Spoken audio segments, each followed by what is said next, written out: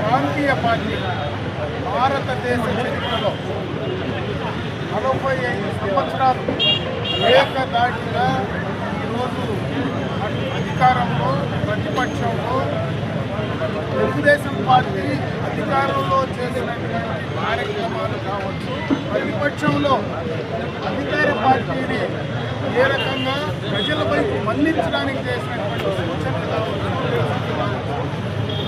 చాలా పెద్ద చరిత్ర కలిగినటువంటి ఈ పార్టీ స్థాపనలోనే పేద బలహీన వర్గాలు అట్టడుగు ప్రజలకు న్యాయం జరిగిందనడానికి రోజు 45 సంవత్సరాలు అడుగుపెడుతూ మరి ఎన్టీ రామారావు గారిని ఒకసారి స్మరించుకోవాల్సినటువంటి అవసరం భావిస్తూ ఉన్నాం.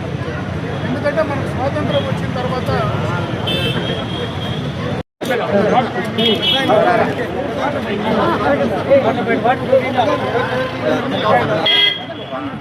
అమరన్న గారి నాయకత్వం, అమరన్న గారి నాయకత్వం, అమరన్న గారి నాయకత్వం, అమరన్న గారి నాయకత్వం, అమరన్న గారి నాయకత్వం.